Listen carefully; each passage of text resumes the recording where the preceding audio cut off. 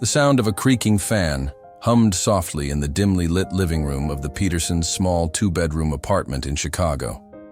The walls, once painted white, had faded into a dull yellow, and the worn-out couch in the corner had seen better days.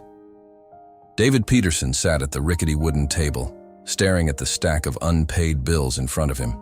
His wife, Lisa, stood near the kitchen sink, trying to make a simple dinner stretch for their two children, Emily and Jake. David was a 38-year-old man with a sharp mind and calloused hands, the kind that told the story of years spent working tirelessly in factories, offices, and even as a delivery driver. He had tried everything, every job that promised stability, but life had a cruel way of keeping him one step behind. His dream had always been to start his own carpentry business. He had the skills, the vision, and the determination. What he didn't have was money or time to wait. "I don't know how much longer we can keep going like this, Lisa," David muttered, rubbing his temples. Lisa sighed, her heart aching for her husband. "David, we have to keep going. We can't afford to lose hope. You always tell the kids to be patient and work hard. Now it's your turn to believe that." Patience. That was something David had never been good at. He wanted results, and he wanted them fast.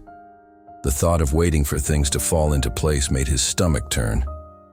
That night, after dinner, he scrolled through his phone, looking at woodworking businesses that had made it big. If only he had the capital to buy better tools, rent a workspace, and market his skills. He had applied for loans, but his credit wasn't good enough. Investors weren't interested in a man with no prior business success. It felt like a never-ending cycle of rejection, but something inside him refused to give up. The next morning, as David was dropping Emily and Jake off at school, he overheard two parents talking about a furniture company looking for skilled carpenters. It wasn't a business of his own, but it was a way to get back to doing what he loved. "Excuse me," David interrupted. "Did you say a furniture company is hiring?" A tall man with salt and pepper hair nodded. "Yeah, Thompson and Company. They need extra hands. It's contract work, but if you're good, it could lead to something permanent." David thanked him and immediately applied. Within a week, he was hired. The pay wasn't great, but the work was meaningful. He spent long hours carving, sanding, and assembling furniture. His employer, Mr. Thompson, noticed his dedication. "You've got real talent, Peterson," Thompson said one evening, watching David put the finishing touches on an intricate oak table. "Ever thought about designing your own pieces?" David swallowed hard. "All the time, sir. But I don't have the money to start a business." Thompson chuckled. "You think great businesses start with money? No, they start with patience, hard work, and a little bit of luck." David nodded, though deep down, patience still felt like an enemy. Months passed, and David's reputation as a skilled carpenter grew. Customers began asking for him by name. Some even offered to pay extra for custom pieces. Slowly, he started saving whatever little he could. But life, as always, had other plans. One evening, Lisa walked into the house with worry etched on her face. "David, Jake is sick. He's been running a fever since school." They rushed him to the hospital, where doctors diagnosed him with pneumonia. The medical bills drained every dollar David had saved. His dreams, once again, felt impossibly far away. Sitting in the hospital room, watching his son sleep, David felt the weight of helplessness. He had worked so hard, yet he was still struggling to make ends meet. Lisa placed her hand over his. "We'll get through this, just like we always do." But David wasn't sure anymore.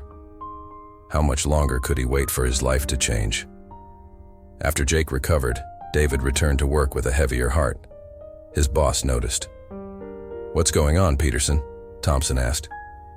David hesitated, then finally let the words spill out. "I want more for my family. I want to start my own business, but every time I get close, something pulls me back."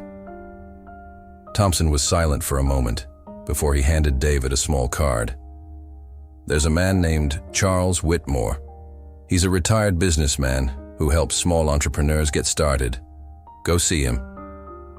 David stared at the card. Could this be the break he had been waiting for? The next morning, he met with Whitmore, an elderly man with sharp blue eyes and a quiet confidence. "Why should I invest in you?" Whitmore asked, leaning back in his chair. David took a deep breath. "Because I don't just want to build furniture. I want to build something lasting. I want to prove that hard work and patience pay off." Whitmore studied him before finally nodding. "All right, I'll lend you $10,000, but it's not free money. You have 1 year to pay it back." No excuses. David could barely believe it. A chance, a real chance. With the loan, David rented a small workspace, bought better tools, and started marketing his work. At first, sales were slow, but he refused to lose hope. One day, a woman walked into his shop, admiring a handcrafted walnut dining table. "This is beautiful," she said. "Do you take custom orders?"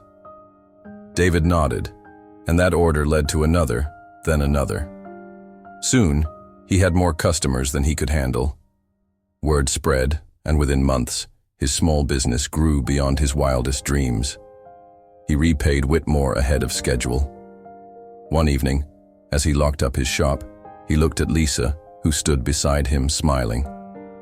"You did it," she whispered. He shook his head. "We did it. But more than anything, patience did it." She laughed, hugging him tightly. For the first time in his life, David understood. Patience wasn't just about waiting, it was about how you waited.